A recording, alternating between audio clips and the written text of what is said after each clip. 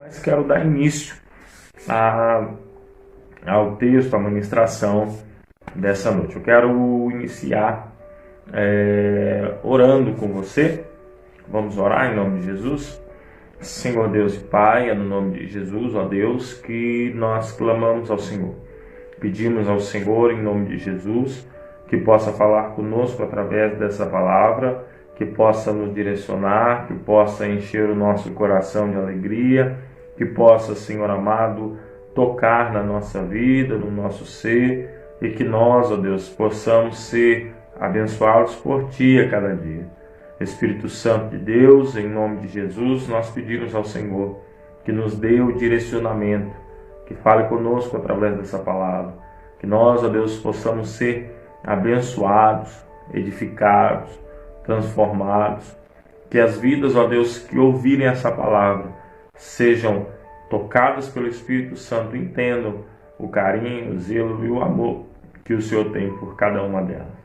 Em nome de Jesus, amém. 1 Coríntios capítulo 1, nós vamos ler aqui 9 versículos para a nossa meditação, que diz assim: Paulo, chamado pela vontade de Deus para ser apóstolo de Jesus Cristo, e o irmão Sóstenes, a igreja de Deus que está em Corinto, aos santificados em Cristo Jesus, chamados para ser santos, com todos os que em todo lugar invocam o nome do nosso Senhor Jesus Cristo, Senhor deles e nosso, graça a vós outros, e paz da parte de Deus nosso Pai e do Senhor Jesus Cristo.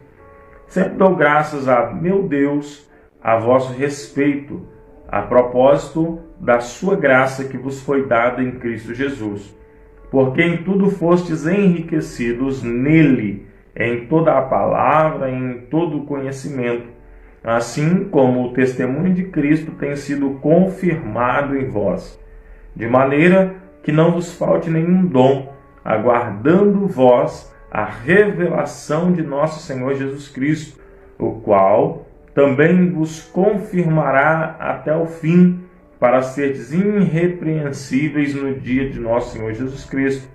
Fiel é Deus pelo qual fostes chamados à comunhão de seu Filho Jesus Cristo, nosso Senhor.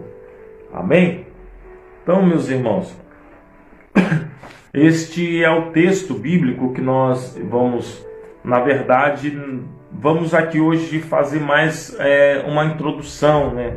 Nós vamos estar introduzindo aqui do capítulo 1, de fato, nós vamos falar dele no domingo. No domingo nós vamos falar, discorrer um pouco mais, ali entre o versículo 1 até o versículo 31 de 1 Coríntios, porém hoje a gente vai fazer uma introdução mais rápida, uma introdução para que a gente possa entender um pouquinho acerca desse livro, ou seja, dessa carta que Paulo ele vai escrever, né? Que Paulo ele vai mandar. Nós vamos começar, irmãos, entendendo a seguinte coisa. Nós precisamos entender qual foi o momento em que essa igreja ela foi fundada. Qual o momento que a igreja de Corinto ela foi edificada, ela foi fundada, ela foi levantada, ela foi edificada. A Bíblia vai nos falar que essa igreja ela foi fundamentada, ela foi criada, ela começou, o seu início foi na segunda viagem missionária do apóstolo Paulo. O apóstolo Paulo fez a sua primeira viagem missionária, retorna à sua base, depois vai fazer a sua segunda viagem missionária, e no período em que ele vai fazer essa viagem missionária, ele vai até a Grécia, e ali ele vai passar um tempo naquele lugar. Dentro dos lugares que ele vai passar na Grécia, ele vai até a cidade chamada Corinto. E lá na cidade de Corinto, ele vai passar 18 meses, 1 ano e meio, que ele vai ter ali tempo evangelizando, criando, preparando pessoas, edificando vidas, levantando pessoas para que possa cumprir ali o chamado, aquilo que Deus havia colocado tanto ao coração de Paulo e tinha preparado para aquela cidade, preparado para aquela localidade. Paulo, é interessante a gente notar, irmãos, para isso a gente precisaria, se você quiser na sua casa, você pode abrir a sua Bíblia em Atos capítulo 18, que você vai ver quando é que se dá o início, né? A obra de missões ali em Corinto, a obra em que Corinto foi iniciado, quando ele começou aquela igreja. Então Paulo, irmãos, ele vai começar fazendo o quê? Ele vai à sinagoga. Ele sabia que ali existia uma sinagoga e ele vai procurar ali ter uma oportunidade, visto que ele também era um judeu. Os judeus que se espalharam pelo mundo, eles também criaram uma sinagoga e ali começaram a cultuar, a servir, a adorar ao seu Deus. E Paulo, agora chegando ali como um missionário, ele vai diretamente até uma sinagoga e vai pedir a oportunidade para falar, acredito que se identificando, dizendo quem ele era, que ele era Paulo, que ele era fariseu, que ele veio do fariseísmo. Então, trazendo assim as suas credenciais, falando que ele talvez estudou aos pés de Gamaliel. Então, eu acredito que Paulo ele vai se identificar e ele vai ter a oportunidade para falar. E quando ele começa a falar, a parte interessante é que esses judeus que já estavam ali, eles não conseguiram dar ouvidos ao que Paulo estava falando. Eles não gostaram, eles não estavam ouvindo, eles não deram ouvidos àquilo que o apóstolo Paulo ele foi pregar, ele foi falar de Jesus Cristo, falar que Deus enviou Jesus, porque o centro do evangelho de Paulo sempre foi a cruz de Cristo. O centro do evangelho de Paulo nunca foi a sua vida. O centro do evangelho de Paulo nunca foi falar de outra coisa, senão a cruz, a morte, a ressurreição e a vinda de Jesus Cristo. Então Paulo ele tinha um evangelho bem genuíno, um evangelho, uma novidade, uma boa nova, que era bem latente, que era bem confortante para as pessoas, para aquelas pessoas que de fato queriam ouvir uma mensagem que transforma. Paulo tinha uma mensagem que transformava, embora fosse um homem cheio de sabedoria, cheio de conhecimento, cheio de conteúdo. Paulo sempre apontava para a cruz de Cristo. Paulo sempre apontava para o ministério de Jesus Cristo, para a obra redentora de Jesus Cristo.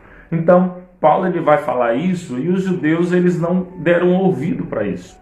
Os judeus não vão aceitar esse pensamento, os judeus não vão entender e querer aceitar que Deus ele se faz em forma de homem, desce para que pudesse morrer. Então é algo que aos ouvidos deles soou de forma pesada, soou de forma negativa, soou de forma que não dava para dar crédito, não dava para se acreditar.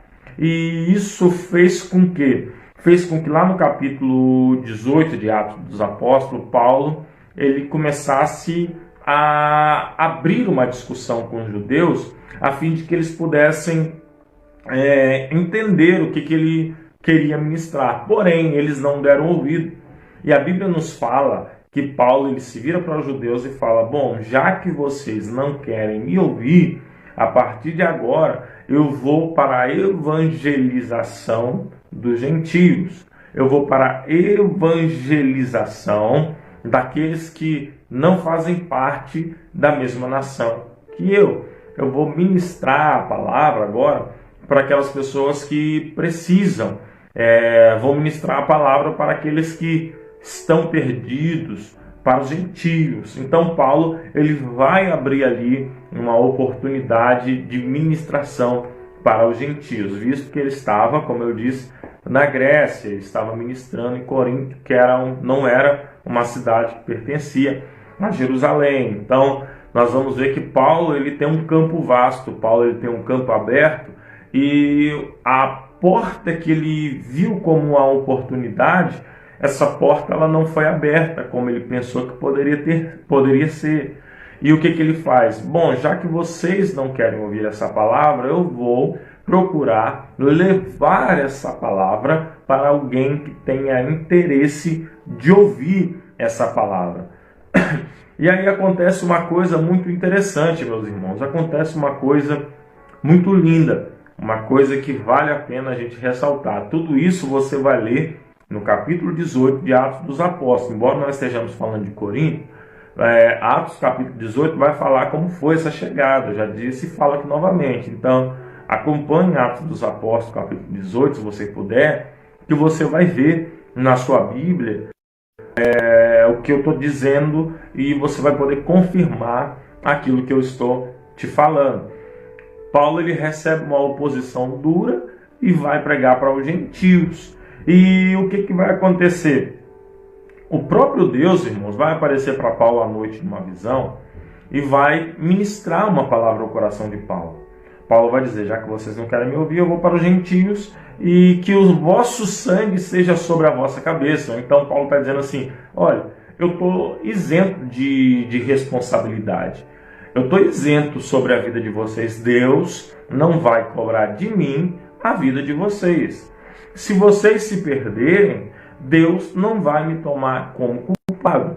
Por que Paulo diz isso? Porque a obrigação do ministro é de ministrar, a obrigação do missionário é evangelizar, a obrigação do pastor é ensinar. Mas compete àqueles que ouvem a querer dar ouvidos ou a não querer dar ouvidos. E às vezes as pessoas pensam que Deus irá cobrar pela sua desobediência ao pastor, ao líder, ao missionário, aqueles que estão ministrando, como que se eles fossem culpados das pessoas não aceitarem a Jesus, não derem crédito à ministração, não derem crédito à palavra. Paulo está dizendo, vocês não querem dar ouvidos, eu vou ministrar para quem quer dar ouvidos, porém eu não serei culpado sobre a vida de vocês. Por quê? Porque vocês rejeitaram a palavra, vocês rejeitaram o Cristo, Filho de Deus, vocês rejeitaram aquele que pode salvar, e isso não é culpa minha. Se você analisar o que a Bíblia vai nos dizer, a própria Bíblia vai nos mostrar que nem o próprio Jesus Cristo ele vai colocar imposição para aqueles que vão o seguir, não vai colocar imposição para aqueles que vão atrás dele. Jesus falou assim, aquele que quiser vir após mim, negue-se a si mesmo, tome a sua cruz e siga-me. Então o próprio Jesus falou, olha, se você quiser me seguir, você pode. Não é tudo que você tem que tomar. É algo que você tem que escolher. É você que tem que tomar essa decisão. Então, Paulo, ele vai tomar essa atitude. E quando vai cair a noite, Deus vai aparecer em uma visão. O Senhor vai aparecer em uma visão a Paulo e vai dizer a Paulo o seguinte. Ele vai falar assim, Paulo, não tema. Paulo, não fique com medo. Porque nessa cidade eu tenho muitas pessoas, muito povo para salvar aqui. Então, continua pregando, continua anunciando, não tenha medo, não se cale, siga em frente, porque ninguém vai te fazer uma coisa contigo. Então, olha só, Paulo recebe uma palavra animadora do Senhor. À noite, nessa visão que falava isso, tem muito povo nessa cidade. Olha só, observe, não te cales, não temes, fale e não te cales. Ele está dizendo assim, Paulo, pode abrir a boca que tem gente que vai se salvar, vai ser salva através da palavra. Paulo, abra a sua boca porque as pessoas vão ouvir a mensagem. Olha só, é uma palavra animadora para aqueles que foram enviados. A gente, por exemplo, eu vou colocar agora o meu caso, eu que sou enviado, às vezes a gente está pedindo a Deus, Deus me dá uma palavra para dizer para os irmãos, Senhor, revela ao meu coração uma palavra para que nós possamos revelar, ministrar para as pessoas que precisam. Talvez tenha alguém em casa que está passando um momento tão difícil e precisa de uma palavra para poder ficar de pé, uma palavra para poder se fortalecer, uma palavra para que eles possam ter ânimo, para que aumente a sua fé. Nós, como pastores, nós que fomos enviados, nós pedimos sempre ao Senhor. Nós que ministramos a palavra, nós sempre pedimos a Deus a orientação e que Ele possa falar através da nossa vida para trazer um conforto, para trazer um alívio, para poder alegrar o coração daquela pessoa que está nos ouvindo ou que está nos vendo, seja nos cultos presenciais ou nas lives, para que aquelas pessoas elas possam ter um encontro genuíno, verdadeiro com Deus e a sua vida seja modificada, seja transformada através do Evangelho, através da palavra. Só que agora nós vamos observar que Paulo, ou seja, não é alguém que ministra para um povo, não é alguém que recebe a palavra do ministro, é alguém que ministra para o povo. Não é alguém que recebe a palavra do porta-voz, é o porta-voz que está ouvindo uma palavra. É aquele que foi enviado que está ouvindo uma palavra. E a palavra de Deus é animadora. A palavra de Deus não temas. A palavra de Deus é, eu estou contigo. A palavra de Deus é, não feche a sua boca. A palavra de Deus é, siga adiante. A palavra de Deus é, eu não vou fazer mal. Então eu não sei em qual momento alguém vai ouvir essa ministração. Talvez você já me ouve agora e foi enviado, está no campo, está me pregando, está em algum momento da sua vida. Eu quero dizer para você o seguinte, eu quero que você entenda que Deus tem uma palavra para você, e a palavra que Ele tem para você é: não desanima, continua, vai adiante, vai mais além. Eu estou contigo, eu não te abandonei, eu não te deixei. Então, meus irmãos, uma palavra animadora para aqueles que foram enviados. No meio de rejeição, também haveria aceitação. Olha aqui, a Bíblia está nos falando que o apóstolo Paulo ele vai chegar com rejeição. A Bíblia está nos falando que o apóstolo Paulo ele vai chegar e ele vai começar a ter rejeição. Não vão querer ouvir ele, não vão querer ouvir a palavra que vem da boca dele, não vão entender aquilo que ele está ministrando. E olha só que coisa linda que agora o apóstolo Paulo vai ouvir. Ele vai ouvir uma palavra que é contrária à situação. Uma palavra que o próprio Deus está dizendo para ele o seguinte: o lugar onde você foi rejeitado, Paulo, vai também ter aceitação. Ah, meus irmãos, isso aqui é muito lindo. Um lugar onde Paulo rejeitar a palavra que eu coloquei nos seus lábios, também terá a aceitação.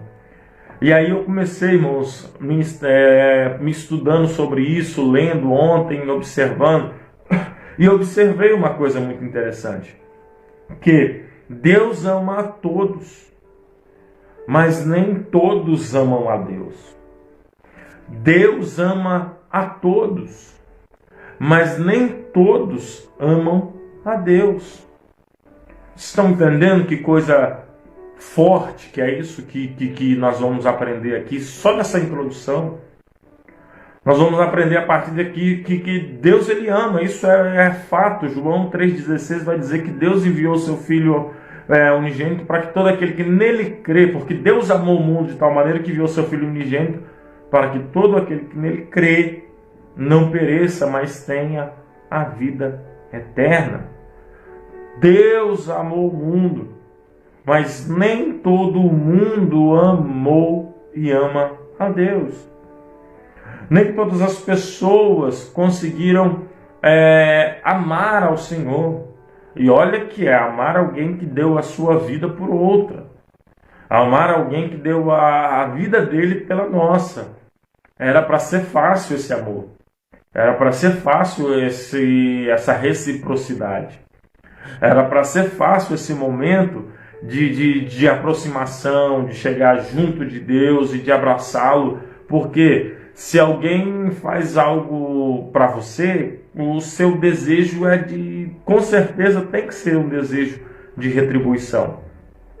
Mas agora eu vou aprender uma coisa, eu vou entender uma coisa, que em um coração narcisista, ele é fechado para Deus.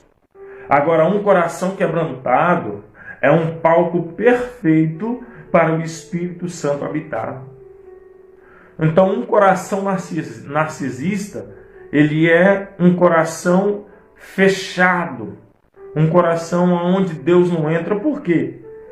Porque a própria Bíblia vai falar que nos últimos dias, se eu não estiver enganado, eu acho que falei sobre isso no domingo, na ministração, na nossa igreja, falando sobre Timóteo, capítulo 4, lá para o finalzinho, lá do versículo de 1 a 5.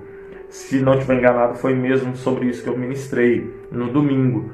E essa ministração, ela justamente falava uma parte acerca dos falsos mestres, dos falsos ensinadores que se levantariam. E a própria Bíblia fala que nos últimos dias também levantariam-se homens amantes de si mesmo, ou seja, realidade de alguém que tem um coração narcisista. E o que é um narcisista? É alguém que ele olha para ele mesmo com um olhar de grandeza. A história vai falar que Narciso, quando ele era um homem muito belo, ele olhou para as águas e viu o seu reflexo e ficou apaixonado pelo seu próprio reflexo, pela sua própria imagem. É por isso que chamam as pessoas de narcisistas. São aquelas pessoas que, para ela sempre vai se crescer, ela vai sempre ser a maior. E esse tipo de coração é um coração fechado para Deus. Porque o coração que coloca Deus, Ele em primeiro lugar, Ele como grandioso, Ele como majestoso, não tem lugar para Deus, porque Deus não divide a sua glória com ninguém. Eu não sei qual é o coração, o tipo do coração da pessoa que está me vendo agora.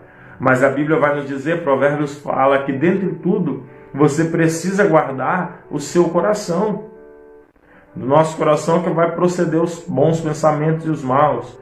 Se você guardar o seu coração, se você guardar e se entregar ao Senhor de uma forma genuína e verdadeira, você vai viver uma liberdade cristã, você vai viver uma vida vitoriosa, você vai viver uma alegria em meio ao caos, em meio à guerra, em meio às tribulações. Se você se entregar de fato ao Senhor, você vai ter uma vida diferente, você vai ter uma vida proporcionada pelo Espírito, mas isso é para quem tem um coração quebrantado. E Paulo, ele está ouvindo uma palavra de Deus, é como que Deus está dizendo: Paulo, existem aquelas pessoas que têm o coração narcisista, que estão voltadas para si mesmo, voltadas para a sua própria vida, voltadas para os seus interesses, voltadas para o seu próprio tempo, voltadas para aquilo que elas querem fazer, voltadas para as coisas que ela tem desejado para si próprio, para engrandecer a si mesmo, para exaltar a si mesmo. Mas também, Paulo, existem muitas pessoas que têm um coração quebrantado, existem muitas pessoas que têm um coração aberto, existem muitas pessoas que colocam-se em segundo plano e deixam o Senhor operar, e deixam o Senhor agir, e deixam eu entrar, Paulo. E isso, irmãos, é o coração que o Senhor procura. É por isso que a Bíblia vai dizer que Deus olhou para Davi e viu nele um homem segundo o seu coração. Por quê? Porque Davi, ele era um homem que tinha a adoração na sua vida. Era um homem que adorava a Deus, que glorificava o Senhor, que não ia para a guerra sem orar, que não vivia sem a intimidade, que não vivia sem a comunhão, que não vivia sem a proximidade. E nesse momento eu convido você a fazer uma introspectiva. Eu convido você a fazer uma análise. Eu convido você a olhar para dentro de si mesmo. Eu convido você a olhar para o espelho nesse momento e dizer o que é que habita no seu coração. Qual é o sentimento que emana da sua alma e do seu coração? É um sentimento puro, verdadeiro, genuíno, é um sentimento de alguém que tem um coração quebrantado, é um sentimento de alguém que tem um coração voltado para Deus e que Deus poderá fazer uma grande obra, ou é o coração de alguém que não abre espaço para Deus? Por quê? Porque se sente superior, porque se sente maior, porque se acha maior do que qualquer outro e até mesmo do que o próprio Deus. É um amante de si mesmo, é um servidor e adorador do próprio ventre. Ou você é alguém que tem um coração quebrantado? Então, meus irmãos, é algo que a gente precisa analisar e olhar como é que está a nossa vida. Porque quando a gente vai olhar para isso, a gente vai ver que existe o problema do narcisismo, existe o problema do egocentrismo, existem muitos problemas que afetam o agir e o trabalhar de Deus na nossa história. Existem muitos problemas que afetam o agir e a forma de Deus trabalhar na nossa história, por causa da nossa personalidade, por causa de quem nós somos. E quando aceitamos a Jesus, nós precisamos entender que nós não somos mais a mesma criatura, que nós não agimos mais da mesma forma. Por quê? Porque o Espírito Santo nos transforma. Antes nós andávamos segundo a carne e agora andamos segundo o Espírito. E o Espírito que habita na nossa vida, ele não habita em um coração altivo. Ele não habita em um coração soberbo. Ele não habita em um coração que não deixa, que não tem espaço para ele. Não adianta dizer sou casa, mas não é casa de Deus. Então nós precisamos ficar atentos a isso. Que o nosso coração seja um coração perfeito para que o Senhor possa adentrar e fazer uma morada, fazer uma obra, fazer algo grandioso. Outra coisa que eu quero observar com vocês é que essa obra de Corinto, ela foi uma obra iniciada com rejeição. Ela foi uma obra iniciada com rejeição, mas ela foi vencida por pelo menos 2 fatores. Uma obra iniciada com rejeição e que foi vencida com pelo menos 2 fatores. E quais são esses fatores, pastor? Primeiro, é o direcionamento de Deus. O primeiro grande fator, direcionamento de Deus. Qual é o primeiro grande fator, pastor? Direcionamento de Deus. Se você pegar Atos capítulo 13, que é um texto que eu gosto muito, e principalmente quando a gente vai falar de missões, é o primeiro texto que vem à cabeça, quando o apóstolo Paulo, junto com Barnabé, ele foi enviado para a obra de missões. O Atos do Apóstolo capítulo 13 vai falar que servindo eles ao Senhor na igreja de Antioquia, estavam muitas pessoas, eu não vou lembrar agora todos os nomes, mas estava Paulo, Barnabé, Ágabo, estavam alguns homens ali servindo ao Senhor naquela igreja, e eles servindo, orando e buscando o Senhor, o Espírito Santo vai dizer: apartai-me agora Barnabé e a Saulo para a obra de missões. Então Paulo tinha o direcionamento, Paulo tinha a chamada, Paulo tinha a autoridade de quem chamou, o aval de quem chamou. Deus falou: tá aqui, entra, vai, porque eu sou contigo. Caminha pelos caminhos missionários que eu vou estar com você. Então, o primeiro ponto é esse. O primeiro ponto é o direcionamento de Deus. Quando eu falo de direcionamento de Deus, a gente confunde, às vezes, o direcionamento de Deus com o silêncio de Deus. Às vezes a gente fala assim: Deus não falou é porque Ele está deixando. Deus não falou é porque eu posso ir. Deus não falou, então porque eu posso fazer. Irmãos, na grande maioria das vezes, o Senhor, Ele vai direcionar os seus servos. Ele vai direcionar os seus filhos. Ele vai direcionar aqueles que estão na sua presença. O Senhor vai direcionar, meus irmãos. Seja direcionado pelo Senhor. Ande direcionado pelo Senhor. Caminhe direcionado pelo Senhor. Que a sua vida seja uma vida direcionada pelo Espírito Santo.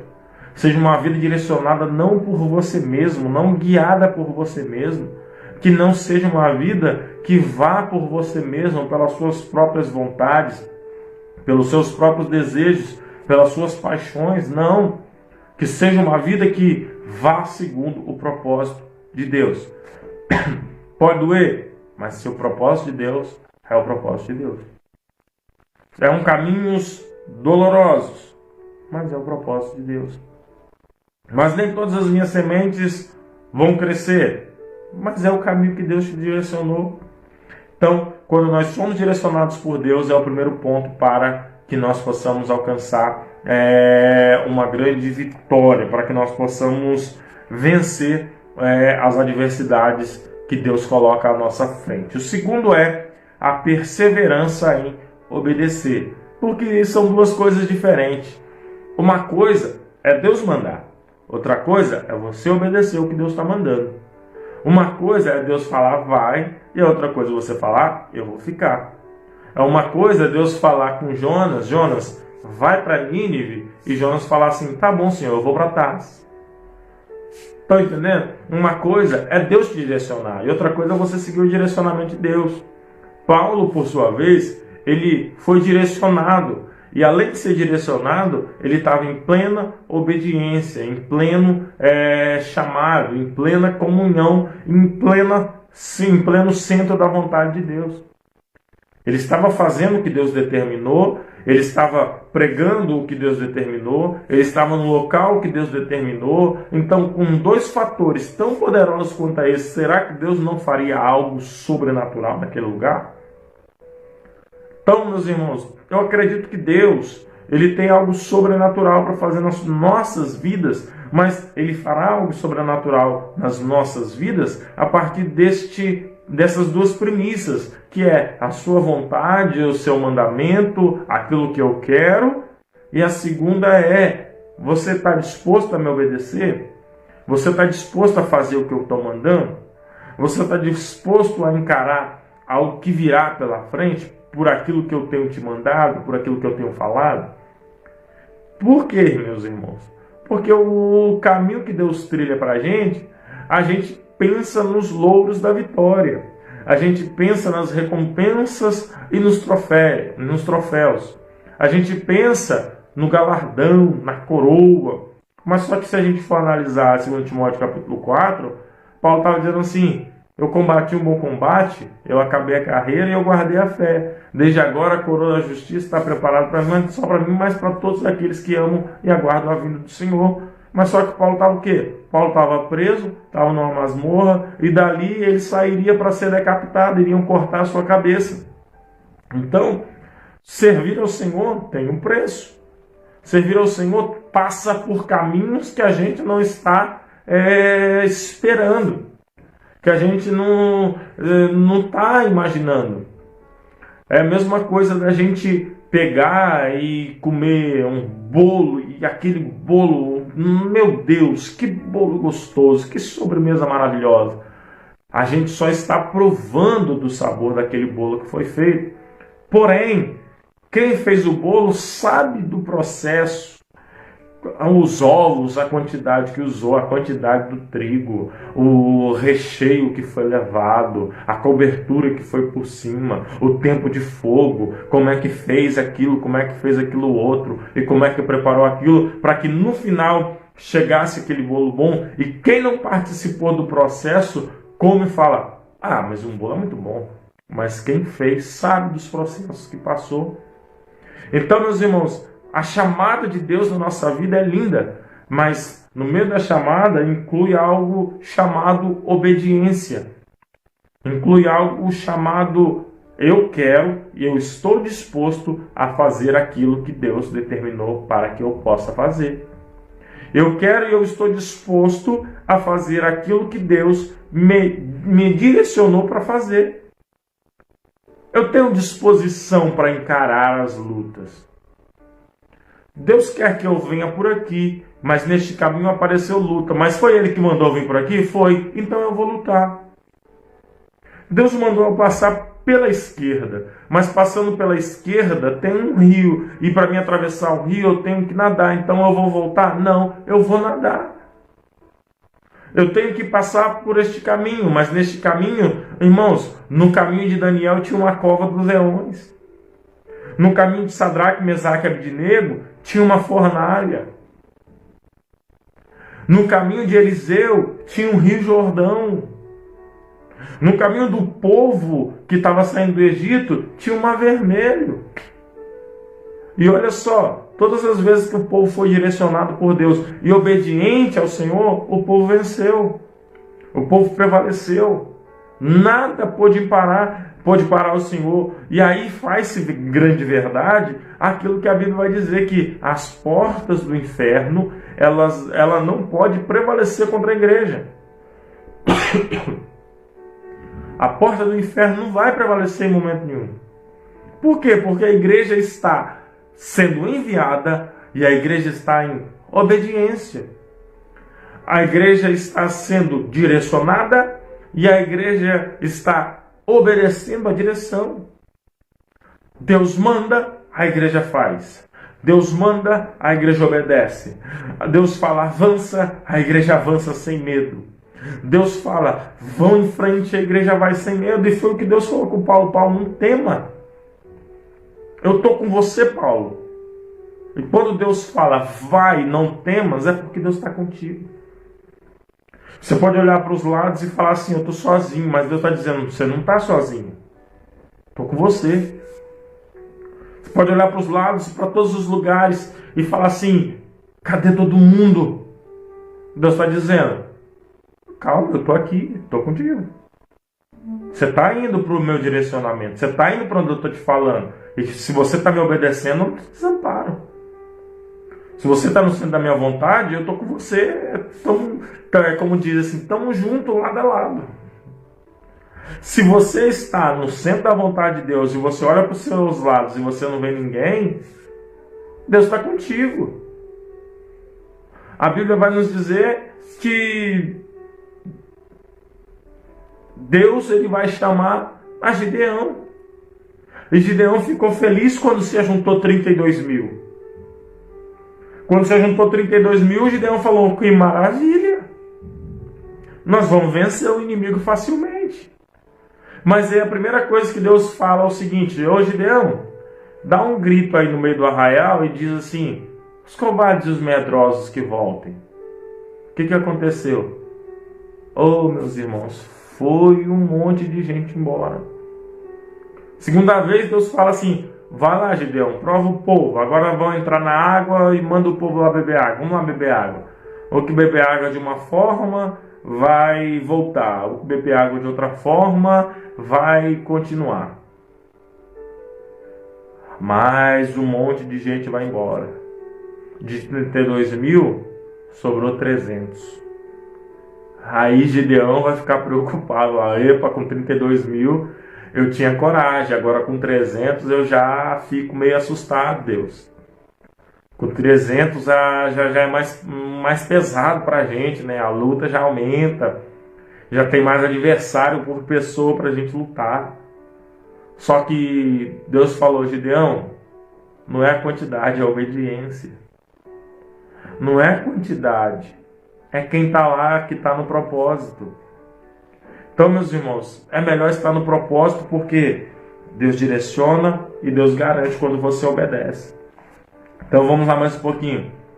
Paulo, ele vai lidar com uma igreja judaico-cristã, não judaico-cristã, ele vai lidar com uma igreja gentia. Então, Paulo ele vai começar a lidar ali, não com uma igreja de judeus convertidos, judeus, pessoas que vieram do judaísmo e agora se converteram, que tinham um conhecimento até sobre Deus, que conheciam as Escrituras, que sabiam dos pergaminhos, dos profetas, dos livros históricos, dos salmos.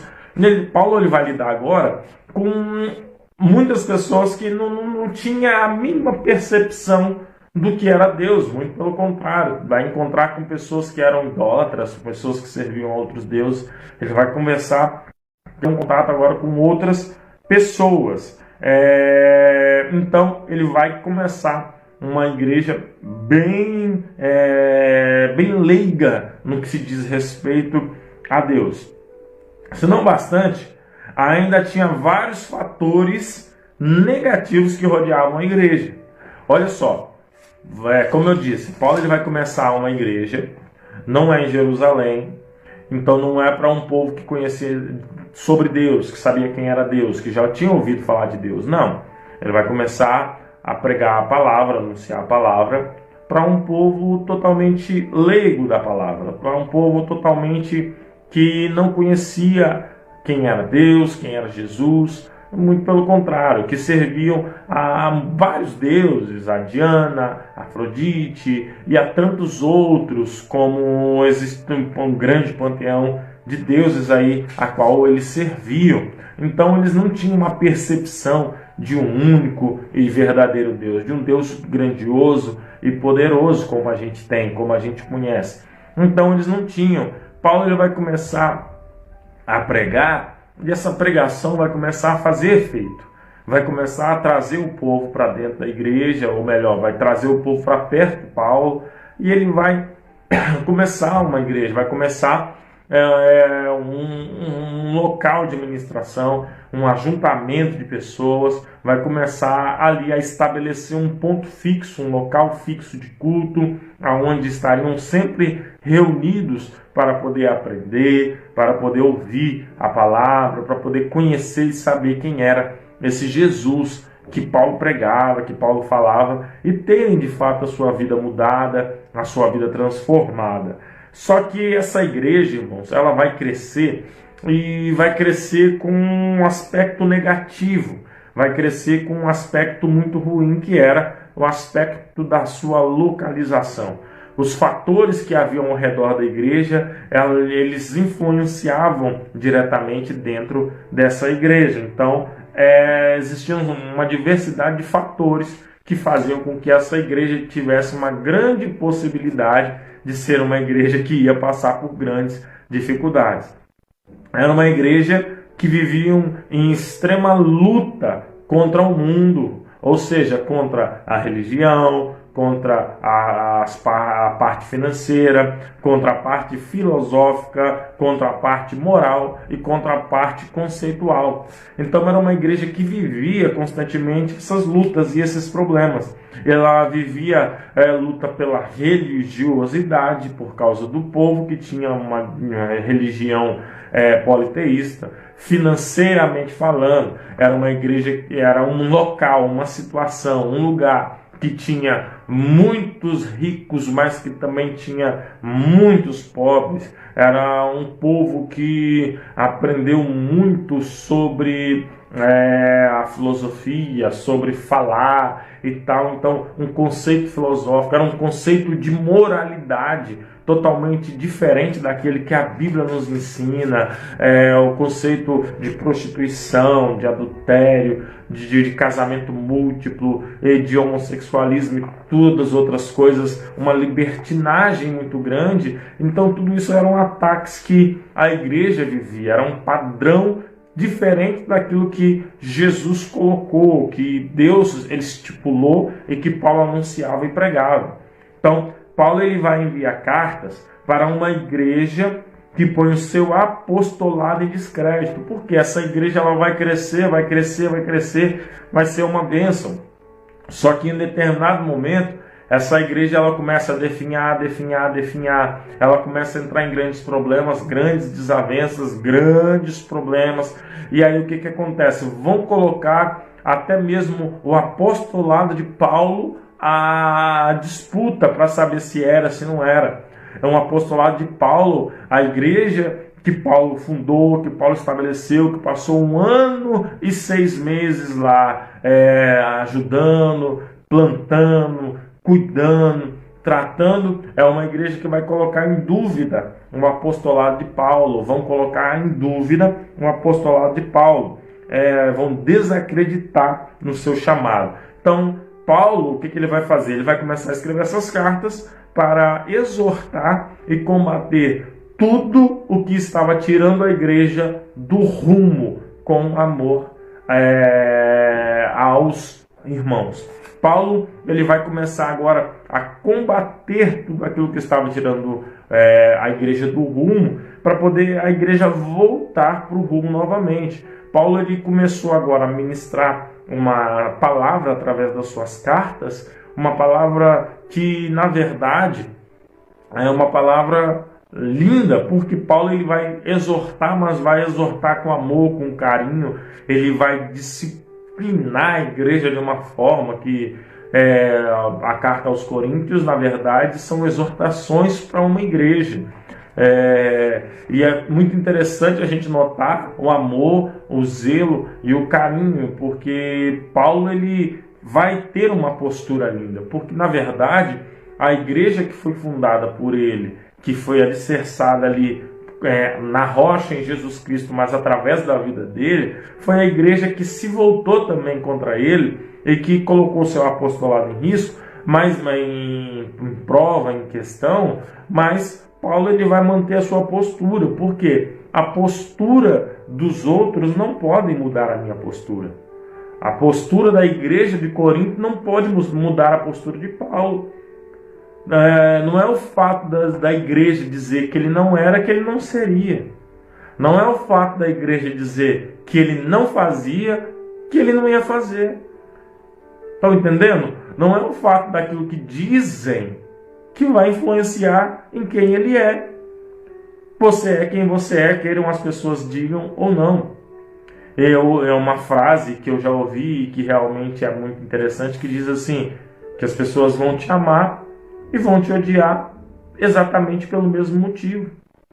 O que as pessoas fazem, um grupo de pessoas te amar, vai fazer com que aquela mesma qualidade seja um defeito para um outro grupo que vai odiar. E isso fez com que Paulo fizesse o quê? Mudasse a sua postura. Uma igreja que me virou as costas. Uma igreja que não me deu ouvidos. Uma igreja que está colocando à prova o meu apostolado. Não, eu vou fazer o quê? Paulo faz, sabe o quê? Eu vou mandar uma carta para eles. Vou escrever para eles porque eles precisam voltar para o rumo. Vou escrever para eles porque eles estão vivendo uma vida longe daquilo que Deus quer para eles. Porque a atitude deles não muda quem eu sou. A atitude deles não interfere em quem eu sou. E isso aqui, irmãos, é lindo e é poderoso. Então, Paulo ele não mudou quem ele era por causa da situação que lhe foi imposta.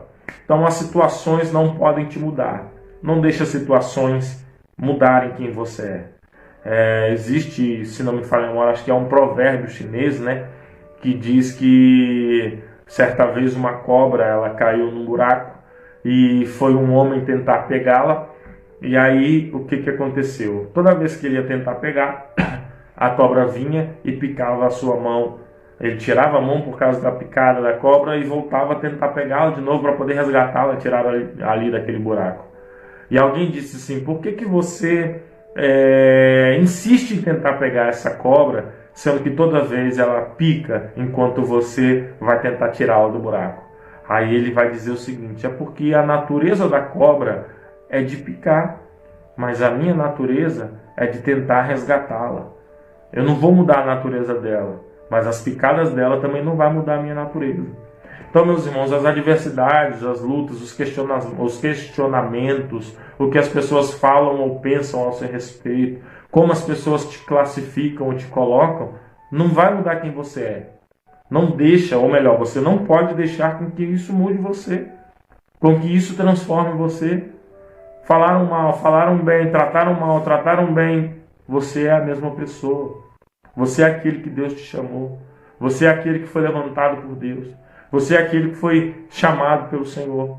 E quando nós temos total convicção nisso, nós somos bem-aventurados. Por quê? Porque nós somos as pessoas que Deus chamou. Nós somos as pessoas que o Senhor escolheu e levantou para fazer a diferença.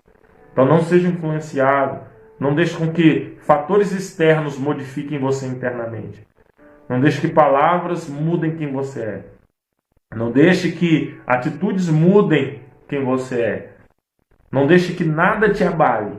Permaneça inabalável.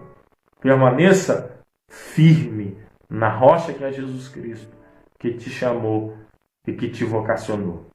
Amém? Essa é a palavra de Deus para a vida de cada um dos meus irmãos. Que Deus possa te abençoar em nome de Jesus, que as mãos dele possam estar estendidas para a sua vida. E eu quero orar com você mais uma vez. Vamos orar ao Senhor? Senhor Deus, em nome de Jesus, eu te agradeço, ó Pai, por essa oportunidade de estar na tua presença nessa noite, ministrando essa introdução acerca da tua palavra.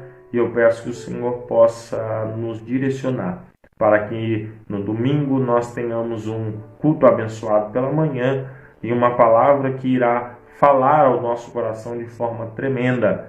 Que o Senhor, ó Deus, possa abençoar a vida daqueles que nos assistem, que o Senhor possa abençoar a cada família, que o Senhor possa fazer com que nós tenhamos postura de não sermos dobrados e não sermos transformados pelos fatores externos. Muito pelo contrário, só o Teu Espírito Santo possa entrar na nossa vida e fazer uma grande mudança. Deus, nós nos colocamos nas Suas mãos e te agradecemos por tudo, em nome de Jesus Cristo. Amém e amém, Senhor Jesus.